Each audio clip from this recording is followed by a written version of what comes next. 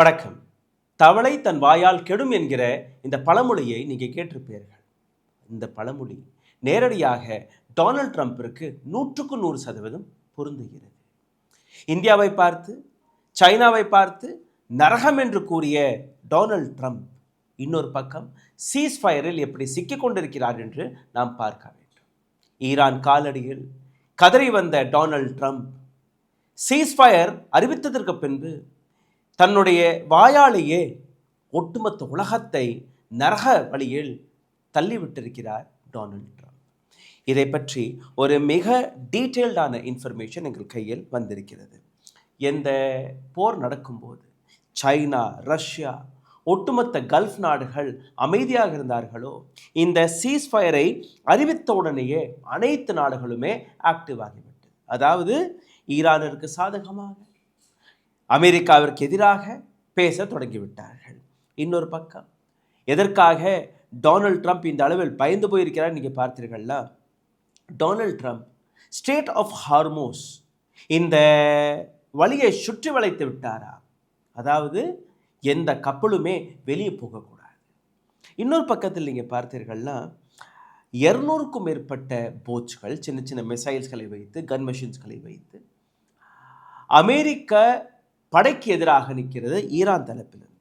அப்போ இந்த இரண்டு சிச்சுவேஷனுமே நீங்கள் பார்த்தீர்கள்னா சீஸ்ஃபயருக்கு முன்னாடி எந்த அளவில் சிச்சுவேஷன் இருந்ததோ அதை விட படுமோசமான சிச்சுவேஷன் சீஸ்ஃபயர் அறிவித்ததற்கு பின்பு நடக்கிறது. அதாவது எந்த எண்ணெய் கப்பலுமே வெளியே போகக்கூடாது என்று அமெரிக்கா 2 ஈரான் நாட்டை சார்ந்த கமர்ஷியல் ஷிப்ஸ்களை முடக்கியது. அதற்கு பதில் கொடுக்கும்படி ஈரான் 3 மற்ற நாடுகளை சார்ந்த கப்பல்களை முடக்கியது. இந்த 2 விஷயத்தை நீங்கள் வைத்து பார்த்தீர்கள்னா situation is not correct. Economic blockade எப்போ நீங்கள் நீக்கிறீர்களோ அப்போ தான் நாங்கள் பேச்சுவார்த்தைக்கே வருவோம் என்று தெளிவாக ஈரான் கூறிவிட்டது. ரஷ்யா மிக பெரிய அளவில் ஓப்பனாக எடுத்து வைத்த விஷயம், if the economic blockade continue, then how can American warship reach the area under Iran's control? இந்த எக்கனாமிக் பிளாக்கேடை நீங்கள் தொடர்ந்து நடத்தி கொண்டிருந்தீர்கள்னா எப்படி நீங்கள் உங்களுடைய வார்ஷிப்பை ஈரானுடைய கண்ட்ரோல் இடத்திற்கு எடுத்து செல்ல முடியும்?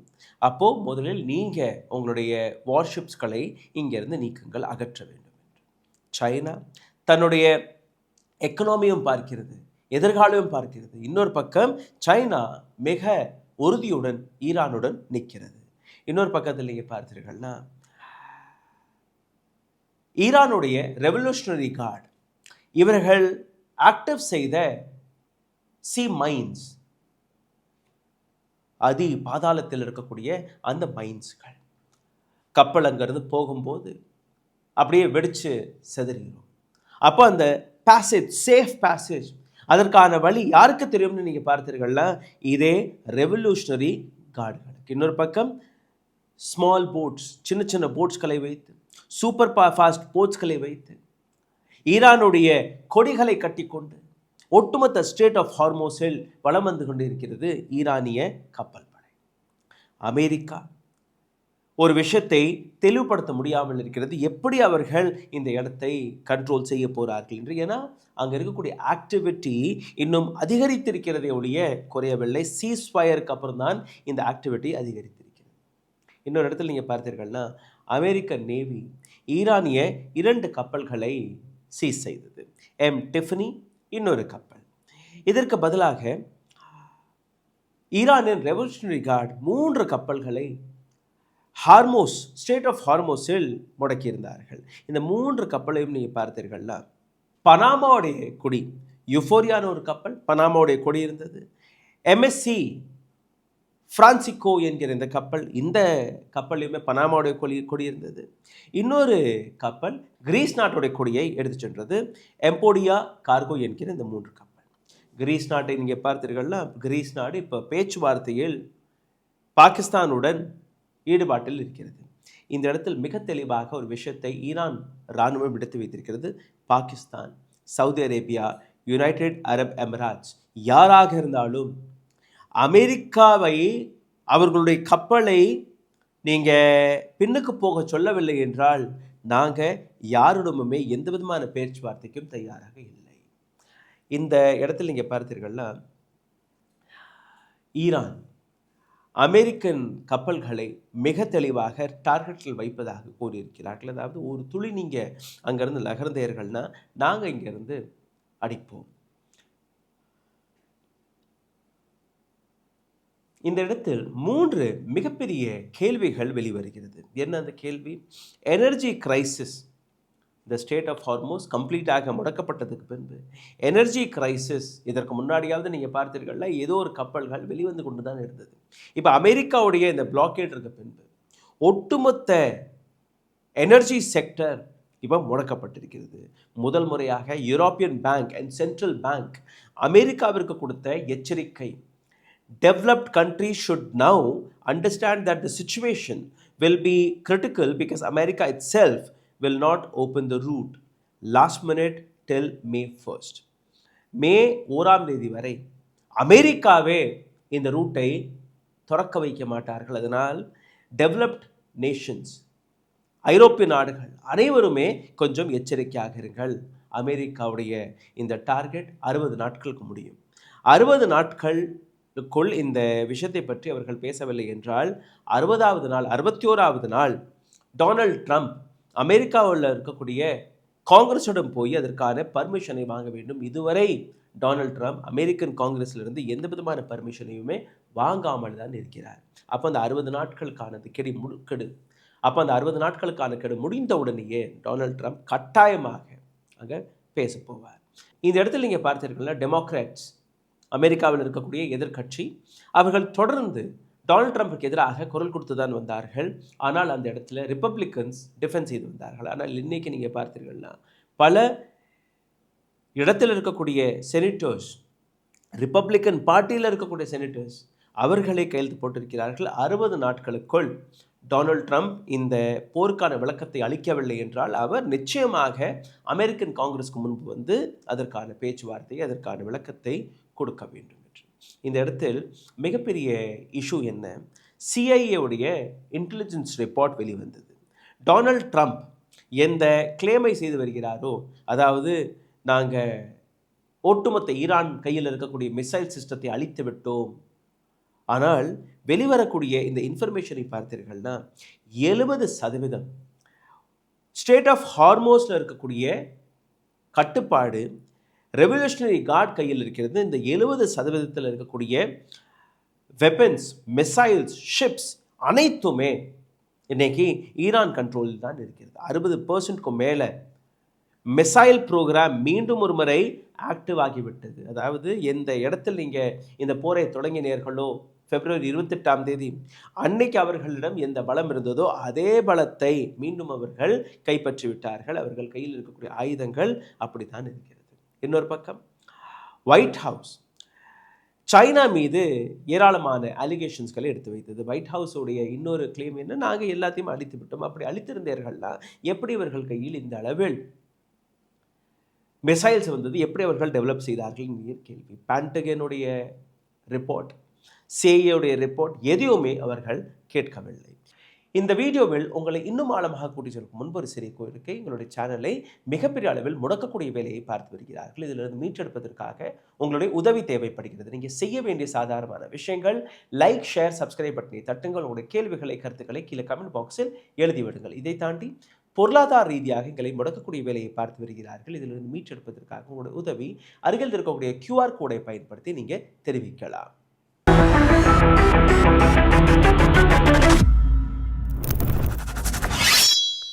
இன்னொரு பக்கத்தில் நீங்கள் பார்த்தீர்கள்னா அமெரிக்கன் நேவியை பொறுத்தவரையில் அல்ல இந்த ஸ்டேட் ஆஃப் ஹார்மோஸை முடக்கியதை வைத்து நீங்கள் பார்த்தீர்கள்னா டொனால்ட் ட்ரம்ப் 3 கேள்விகளுக்கான மிக தெளிவான விளக்கத்தை கொடுத்தே தீர வேண்டும். முதல் கேள்வி என்ன? மே 1ஆம் தேதி 60 நாட்களுக்கான அந்த கெடு முடிந்துவிடும். டொனால்ட் ட்ரம்ப் கட்டாயமாக அமெரிக்கன் காங்கிரஸ்க்கு முன்பு போய் இதற்கான பதிலை கொடுத்தே தீர வேண்டும். 2வது பேரிகேட் என்ன? The increase of energy crisis, உலக நாடுகளுக்கு தேவைப்படக்கூடிய இந்த கச்சா எண்ணெயுடைய அந்த இன்க்ரீஸ், அந்த டிமாண்ட் அதிகரித்து கொண்டே இருக்கிறது. 38 நாடுகள் கலெக்டிவாக, அதில் பிரிட்டன் இருக்குது, இட்லி இருக்குது, மற்ற நாடுகள், இந்த அனைத்து நாடுகளுமே நேரடியாக நாங்கள் ஈரானிடம் பேச்சுவார்த்தைக்கு தயாராக இருக்கிறோம் என்று கூறுகிறார்.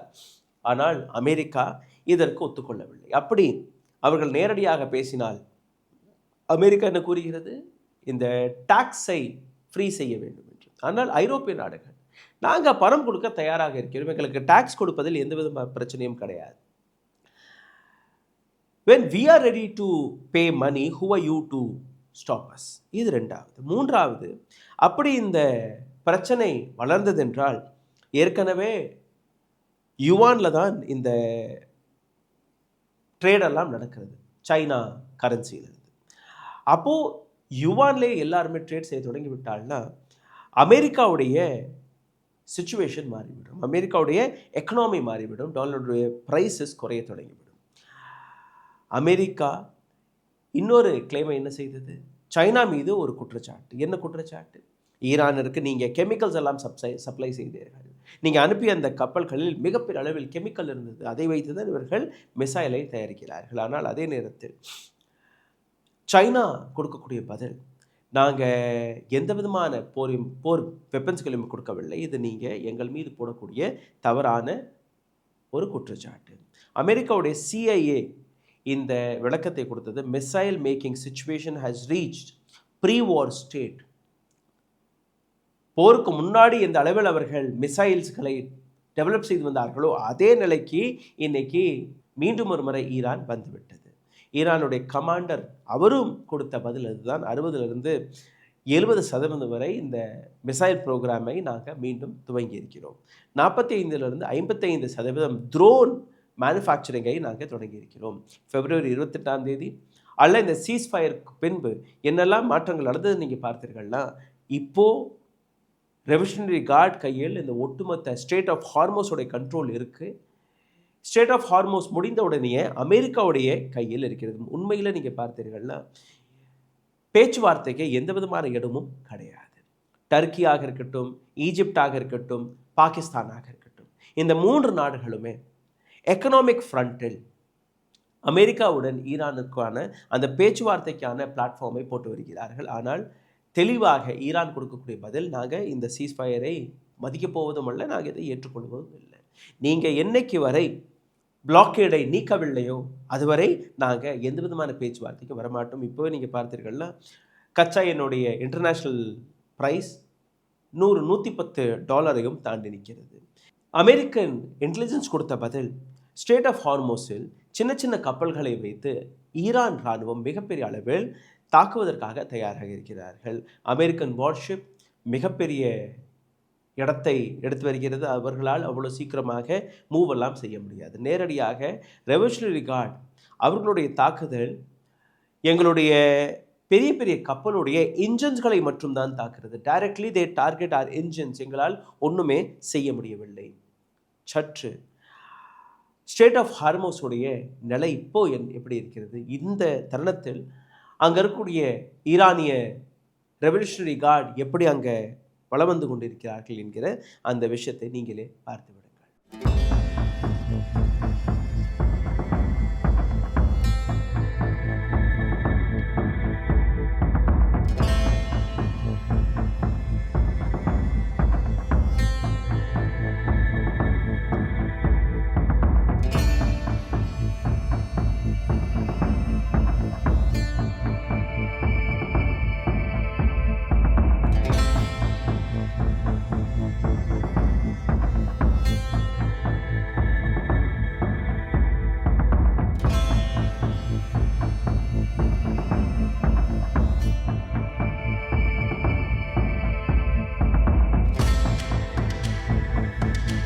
دریایی شما رو از بین بردید. این نیروی دریایی که مدعیاً از بین رفته امروز استوار و محکم ایستاده و فاصله 200-300 کیلومتری رو از این نیروی دریایی همواره دارن رعایت میکنن.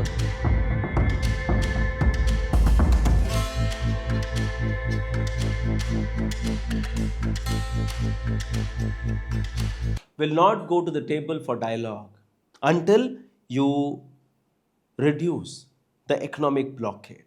ஸ்டேட் ஆஃப் ஹார்மோஸில் நீங்கள் இந்த பிளாக்கேடை அகற்றாத வரை நாங்கள் எந்த விதமான பேச்சுவார்த்தைக்கும் வரப்போவதல்ல என்கிற இந்த விஷயம். ரெண்டாவது, எங்கள் கையில் தான் இந்த கண்ட்ரோல் இருக்கிறது, அதனால் நாங்கள் இந்த வழியை பயன்படுத்துவதற்காக டாக்ஸை வசூலிக்க தான் போகிறோம். இங்கே தான் அமெரிக்காவிற்கு ஒரு பயம். என்ன பயம்? அமெரிக்கா பேக் அடித்த உடனேயே ஈரான் ஒரு மிகப்பெரிய பவர்ஃபுல் நேஷனாக வளர்ந்துவிடும். அவர்களுக்கு இந்த டாக்ஸ் எல்லாம் போக தொடங்கிவிடும்.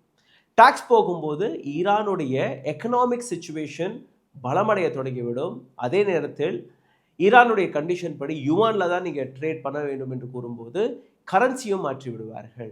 இந்த விஷயத்தை அமெரிக்கா எப்போதுமே ஏற்றுக்கொள்ள முடியாது. ரெண்டாவது, நீங்கள் பார்த்தீர்கள்னா நாட்டோ நாடுகள் அல்ல ஐரோப்பிய நாடுகள் அல்ல சைனா, ரஷ்யா, இது போன்ற அனைத்து நாடுகளுமே அவர்கள் எடுத்து வைக்கக்கூடிய ஸ்ட்ராட்டஜி மிக தெளிவாக இருக்கிறது. இந்த முறை அமெரிக்காவிற்கு ஒரு மிகப்பெரிய பாடத்தை கற்பிக்க வேண்டும் என்று.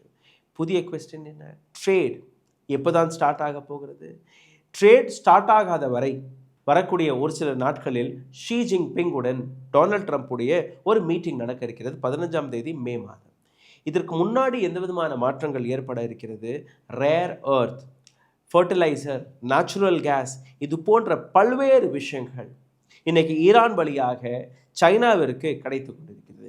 ஈரானுடைய சாவர்னிட்டி மற்றும் எக்கனாமிக் பிளாக்கேடை இம்போஸ் செய்த அமெரிக்கா முதலில் பேக்ஃபுட்டில் வந்தால் மட்டும்தான் நாங்களும் இதில் இன்வால்வ் ஆக போகிறோம் என்கிற ஒரு விஷயத்தை சைனா எடுத்து வைத்து விட்டது. அடுத்த கட்டம் மே மாதம் 1ஆம் தேதி அமெரிக்கா டொனால்ட் ட்ரம்பிற்கு ஒரு மிகப்பெரிய பரீட்சையாக வரப்போகிறது. அமெரிக்காவுடைய பிரசிடென்ட் அமெரிக்கன் காங்கிரஸிடம் போய் இதற்கான விளக்கத்தை சரியாக கொடுக்க முடியவில்லை என்றால் அவருடைய பதவி போகக்கூடிய பல வாய்ப்புகள் இருக்கிறது. இப்போ போகவில்லை என்றால் அடுத்த வரக்கூடிய தேர்தலில் ஒரு மிகப்பெரிய ஆக்ஷன் அவர் மீது எடுக்கப்படும். எதற்காக? எந்த விதமான சம்மதமும் இல்லாத ஒரு போரில் அமெரிக்காவை தள்ளி ஒட்டுமொத்த உலகத்தையே டொனால்ட் ட்ரம்ப் சிக்க வைத்திருக்கிறார் என்கிற அந்த கேள்வியும் அவரிடம் கேட்கப்படும். சிந்தித்து பாருங்கள். நன்றி, வணக்கம். ஊடகம் கார்ப்பரேட் அரசியல்வாதிகளின் கைப்பாவையாக அடிமைகளாக இருந்தது போதும். இனி சாட்டை எடுத்து சுழற்றும் நேரம் வந்துவிட்டது. ஊடகம் பொதுமக்களாகிய உங்களுக்காக உங்களாலேயே இயக்கப்பட வேண்டும். ஊடக சுதந்திரத்திற்காக உங்களின் பங்களிப்பை இன்றே அளித்திடுங்கள்.